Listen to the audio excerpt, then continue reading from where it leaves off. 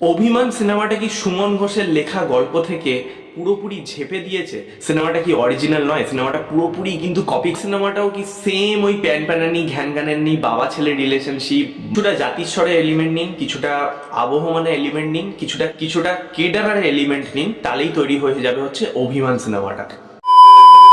I watched Indradeep Dasgupta পরিচালিত অভিমান সিনেমায়, যেখানে লিড রোলে রয়েছে প্রসেনজিৎ চ্যাটার্জি, যিশু সেনগুপ্ত এবং শুভশ্রী গাঙ্গুলি।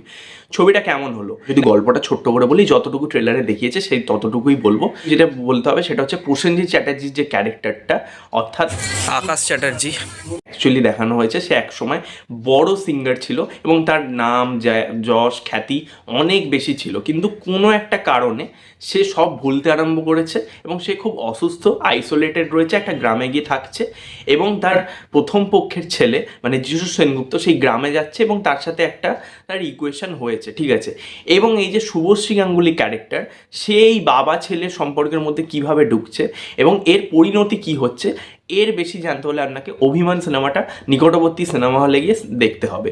এই সিনেমার ভালো দিক খারাপ দিক দেখো, এই সিনেমার ভালো দিক খারাপ দিক বলার আগে আমি একটুখানি বলতে পারি, এই সিনেমাটা যখন আমি ট্রেলার টিজার দেখেছিলাম, সিনেমার ট্রেলার টিজার যে আমায় খুব একটা এক্সাইটেড করেছিল বা ভীষণ ভালো লেগেছিল তা কিন্তু না। আমার মনে হচ্ছিল এই সেম প্যাটার্নের গল্প হবে, যেরকম আর কি ঋতুপর্ণ ঘোষের সিনেমা হতো, সেইটার থেকেই মানে সেই টেমপ্লেটটাকেই এইখানে আর কি ইন্সপায়ার হয়ে বানানো হয়েছে। আমার এটাই মনে হয়েছে এবং আমি কিন্তু ভুল হইনি, আলটিমেটলি আমি ঠিক হয়েছি এবং আমার ভাবনাটাই ঠিক ছিল।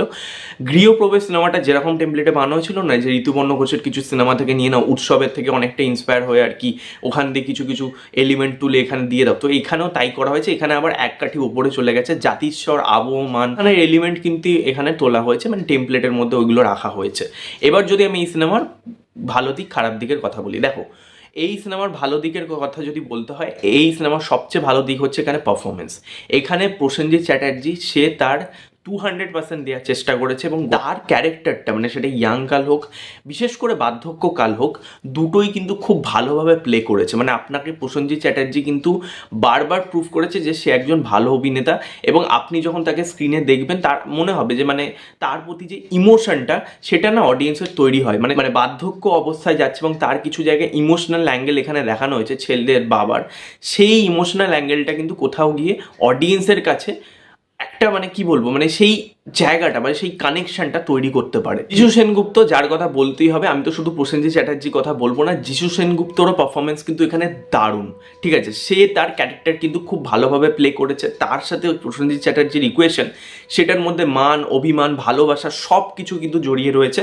তো সেটা যেভাবে যিশু সেনগুপ্ত তার ক্যারেক্টারের মাধ্যমে প্রকাশ করেছে সেটা দেখতে কিন্তু বেশ ভালো লেগেছে এবং অন স্ক্রিন বাবা ছেলের জুটি আমার কিন্তু ভালো লেগেছে। হ্যাঁ, তাদের বয়সের মধ্যে ডেফিনেটলি একটা পার্থক্য রয়েছে, তাদের এজ গ্যাপ যে খুব একটা বেশি তা নয়, কিন্তু আমার কোথাও গিয়ে কিন্তু স্ক্রিনে দেখে তাদের সেই এজ গ্যাপটা আমি বুঝতে পারিনি, কারণ আমার তাদের যে দুজনের আর কি ইকুয়েশন সেটা কিন্তু আমার এখানে ভালো লেগেছে।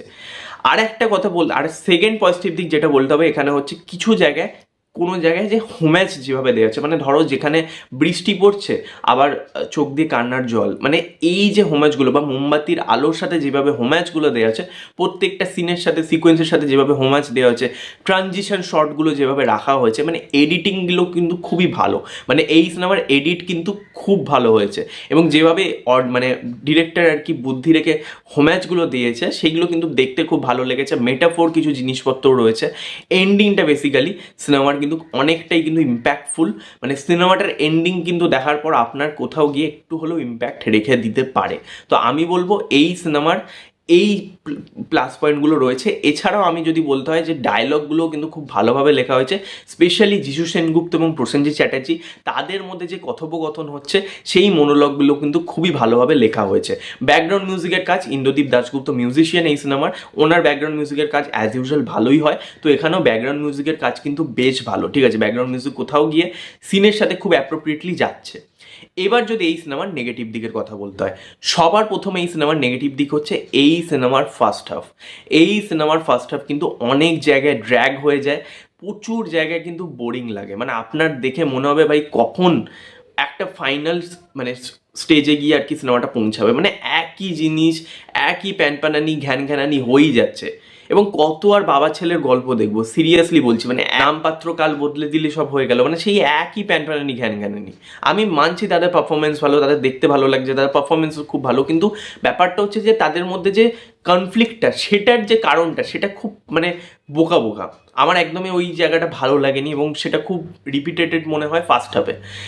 এই সিনেমার যেটা আরেকটা নেগেটিভ দিক, সেটা হচ্ছে এখানে শুভশ্রী গাঙ্গুলিকে দেখে কিন্তু আমি কিছুটা হলেও হতাশ হয়েছি। তার এখানে পারফরমেন্স কিন্তু আমার মনে হয়নি যে খুব একটা মানে আপ টু দ্য মার্ক হয়েছে। মানে গৃহপ্রবেশে তার পারফরমেন্স কিন্তু অনেক বেটার ছিল।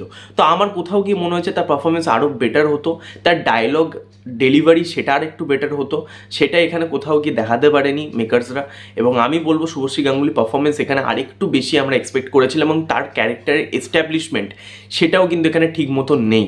ঠিক আছে, মানে তার একটা জায়গা দেখানো হয়েছে, সেটা আমি বলবো না, কি স্পয়লার হয়ে যাবে, বাট তার যে ওই উত্থানটা, সেটার পিছনে যে গল্পটা বা সেটার পিছনে যে একটা ভালো রকম স্ট্রং প্লট দরকার, সেটা কিন্তু এখানে কোথাও মেনশন করেনি।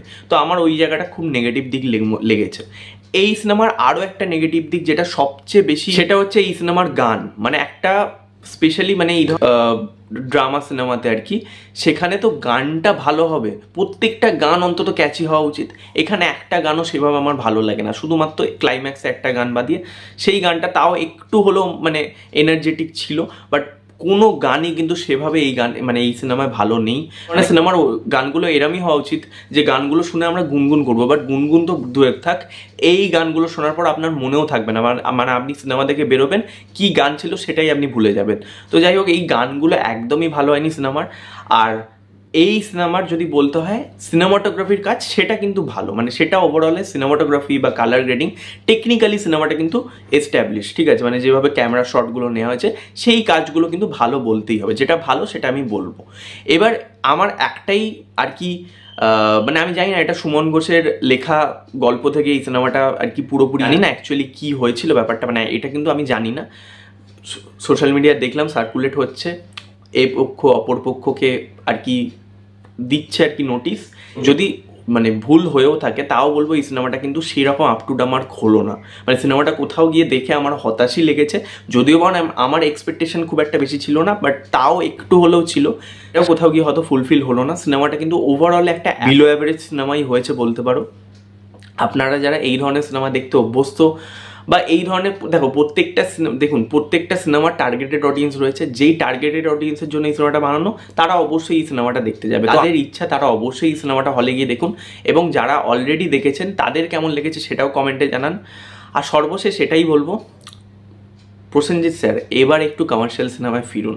মানে আর কিছু না, আমার ওই মাস সিনেমার ফেটিস নেই, বাট অ্যাটলিস্ট এই ধরনের ছবির থেকে একটা কমার্শিয়াল সিনেমা কিন্তু রিস্ক নিয়ে করাই যায়।